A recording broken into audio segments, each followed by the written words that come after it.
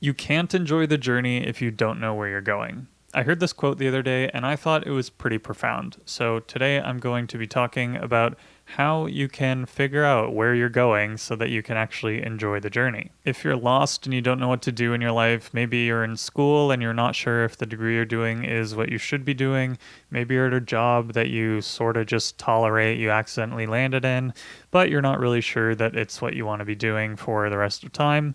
I'm going to be talking about why it's so important to have a plan so that you're not stuck in this directionless path of uncertainty. It might seem like a little bit of a silly or generic idea to just tell someone to have a plan, but sometimes it can really be that simple. It often helps if you write down this plan so that it's not just ideas floating around in your head. Think about anything else. Maybe you're learning a musical instrument, maybe you are studying for a test.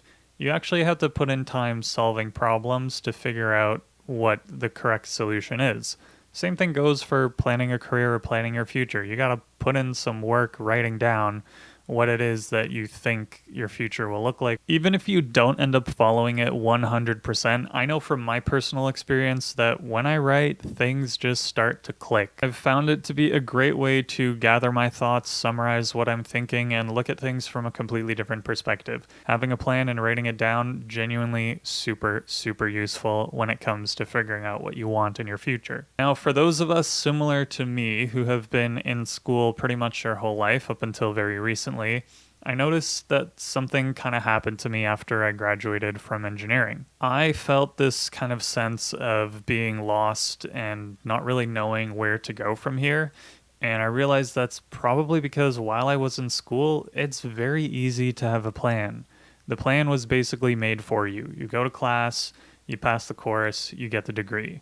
But once that's over, you have literally thousands of different options to choose from, and choosing what to do next can be a very overwhelming process. Some people kind of already have their plan thought out before going into a degree. A lot of us don't, but for those who do, it's pretty straightforward. You get the degree, you get a job in your field, you climb the ladder, you become a manager, and you retire, and there you go. Bob's your uncle. In my case, your grandfather. Many people can be content with this kind of path, but for a lot of us, it's not going to be that straightforward, and it's going to take a lot more thinking and planning and figuring out and self-discovery and all this stuff to get to a place where you can be happy. For some people, you might be playing with the idea of starting up a business. I know the YouTube audience tends to have a lot of the entrepreneurial types, or at least people who strive to be that way. And from being self-employed right now and more than once in the past, I've noticed a few things. It's generally 10 times harder than anyone says it's going to be. It's very unrewarding financially when you're first starting out, usually for at least a couple of years, if not longer.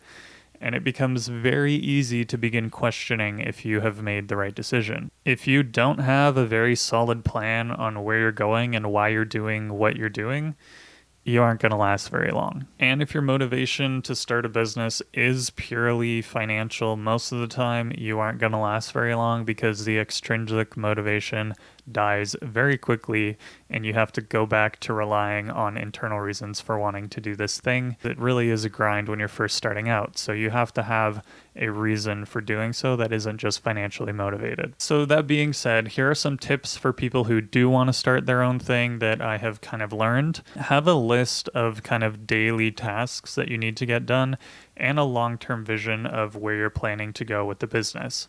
Otherwise, you will almost certainly get nothing done. You also probably don't want to quit your job right away because going back to before, you'll probably make almost no money in your first year. So it's a good idea to have that income to back you up. If your current job has the flexibility, maybe you just work enough hours to cover your monthly fixed expenses, and then you pour a little more time and effort into the side business. But realistically, you are probably going to be doing two difficult things, going to a job for a third of your life and then finding time to run a business in the other 2/3 of your life, where the other third you're sleeping. So really finding time to run a business in a third of your day is going to be challenging. And you kind of see as you start to pile the things on top why you need more motivation, more internal motivation to do this thing. You need a really big why. You need a reason for doing this. Otherwise, it's going to fizzle out and you're not going to do it. When you're running a business, there really isn't time to not feel like it because the world continues moving even if you don't. So regardless of how you're feeling, regardless if you're sick, you can't just call into work and take the day off. You still have to run this show. But on the flip side, you also do have more control over your schedule. So maybe instead of working 9 to 5, you'll work a few hours in the morning, a few hours middle of the day, and a few hours in the evening if that's what you want. Oftentimes, depending on what type of business it is, you'll be getting calls at randomest times. So I think it's often sold to you as having more flexibility over your schedule, but all that really means is that you have to be able to work pretty much all the time. So if you like having work over here and other parts of your life separate, maybe don't do the self-employment thing because they really do kind of start to do this and become really close buddies with each other. It's also really easy once you have some early success in your business to think that you can just go full bore and now is the time to quit your day job. I would not recommend doing that because beginner's luck is real in life and in business. Often this kind of beginner's luck can be pretty short-lived. So I would recommend caution, come up with a number that you can handle kind of upswings and downswings in your income. For example, maybe you quit your day job once your side hustle becomes 4 times your income if you want to be really conservative. So that would be a number for me personally that I would want to hit. Maybe you would be able to settle for something more like 2 times your income, but whatever it is, come up with a number so that if you're making a transition from working to business, then you kind of have a baseline level that can handle these momentary up and down swings because businesses are pretty cyclical. Also, if you're somebody who has been in school for a long time and you're used to kind of having easily laid out tasks, this is what you have to do, this is how you have to do it, these are your grades, throw all of that out of the window because you literally in business have to carve out your own path.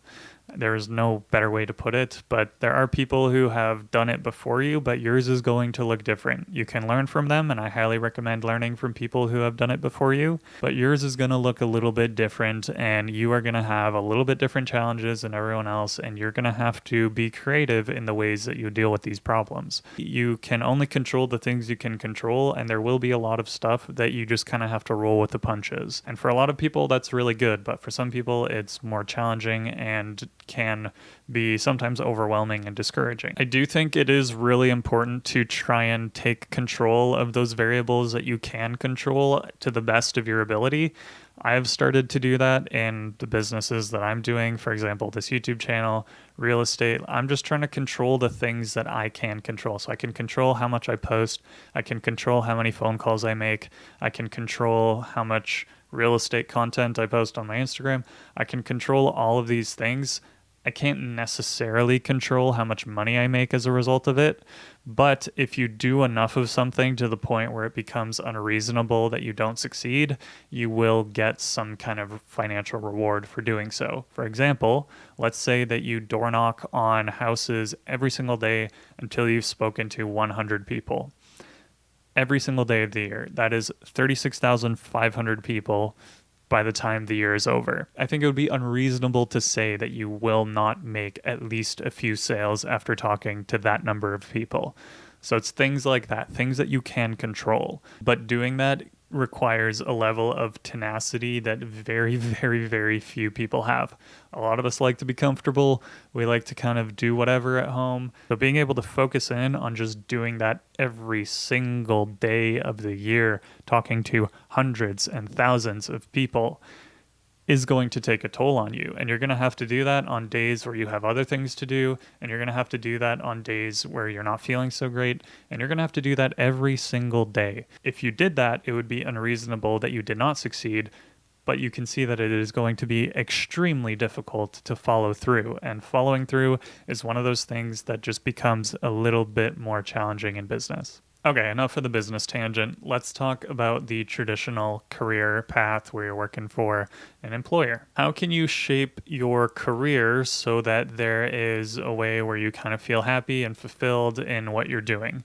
You don't necessarily have to be happy every single day of the week. That would also be unreasonable to expect, but you can at least go into a job enjoying the thing that you're doing. Well, a lot of the same principles to business actually do apply to your own career. You will need some type of long-term plan. Applying to a job simply because you need a job will not necessarily give you that job, especially in more competitive markets. If you don't have a greater level of ambition or a greater kind of vision for what you want your long-term plan to look like, you are going to be beat out by people who do have this vision, this ambition, and they have wanted to do this since the day that they came out of the womb. That's just the reality. You're going to be competing against people who are literally insane, especially in highly competitive stuff like tech, for example. Make sure that you have this long-term vision and you can speak to it, especially during interviews. Another thing about these highly competitive markets is that getting a job at a top company can be just as difficult as starting a business, if not more difficult in some cases. So, for example, if we go back to those tech jobs I was talking about, if you want to land one of these jobs, you probably need to send out hundreds of resumes. You'll have to grind leak code questions until your brain turns to butter.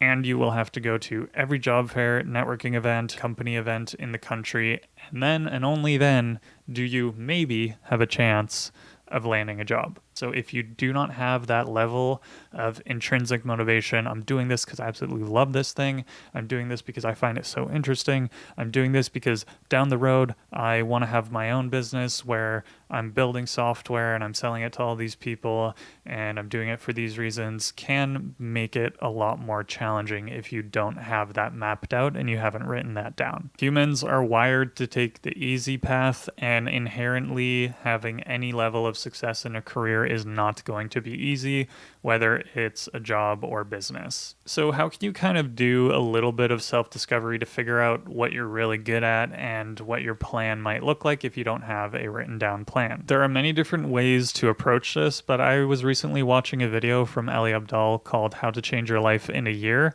where he talks about different ways to kind of plan around your health, your relationships, and your career. And it effectively boils down to the age-old 5-year and 10-year plans. Effectively, what you do is you try to craft a vision of what you look like 10 years from now. What are you doing? Who are you surrounded with? Where are you going?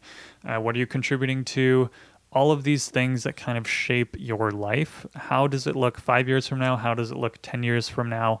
And then you can sort of start to take steps to achieve that long-term vision. One concept specifically that he brings up in the video is the dreamlining concept, which comes from Tim Ferriss's book, The 4-Hour Workweek. And it's basically just writing down every single thing that you want to achieve in 10 years, no matter how small. There could be a 0.1% chance that you achieve it. Maybe it's writing a book, maybe it's writing a marathon, but if something pops into your head out of the blue, maybe you look at a painting and you want to be an artist, right? Whatever it is, if there's a slightest chance that you'll do it, write it down. The idea is basically just to brain vomit, come up with some ideas, and maybe through doing this exercise, you'll see something that you weren't necessarily expecting. So some prompts are, who do you want to be? What do you want to see? What do you want to learn? What do you want to have? What do you want to try? What do you want to create? What do you want to overcome? And take a look at all of these things that you have the possibility of accomplishing in the next 10 years. The final cool thing in the video is something he calls this 12-month celebration. So rather than doing your typical New Year's resolutions, he likes to kind of project out and 12 months from now and imagine what he is celebrating with a group of friends. And I find this to be really interesting. He says to focus only on 3 to 5 goals, so don't overdo it. But what types of things, like, man, if I just did this year, I would feel really accomplished. So pick a couple of things related to your health, your relationships, and your career, and write those down. And that's what you want, ideally, be celebrating 12 years from now because you have accomplished it. I think I might have said 12 years from now. I meant to say 12 months. So I highly recommend checking out that video. It was honestly super cool. You can click on it over here. I also recently made a video where I talk about how to choose the things that you're good at and how to kind of match yourself up with the type of career that best suits you. So if you want to check out that video, you can click on it over here. Whatever it is you're doing, it's extremely valuable and important to sort through some of your confusion and to take action. I hate to say it, but by passively watching videos like this one, you're not really going to get anything out of it unless you actually sit down and write something out. Oftentimes, the only way to move forward in life and achieve really big things is to take action. I'm going to use another quote from an Ali Abdaal video, now, not how. So if you spend all day thinking about something and you don't end up doing, you are literally in the same place that you started. Making sure that you actually follow through with things. It doesn't really have to be amazing in the beginning. You can improve on it later, but just get started immediately and adjust later. Now, not how. Thank you so much for watching this video. Let me know if you found it useful, what you found interesting about it in the comments down below. If you enjoyed, like, subscribe to the channel, do that sort of thing. And check out some of my other videos where I talk about life tips and give unsolicited life advice to the people on the internet. And with that, I hope you have yourself a beautiful day. Peace out.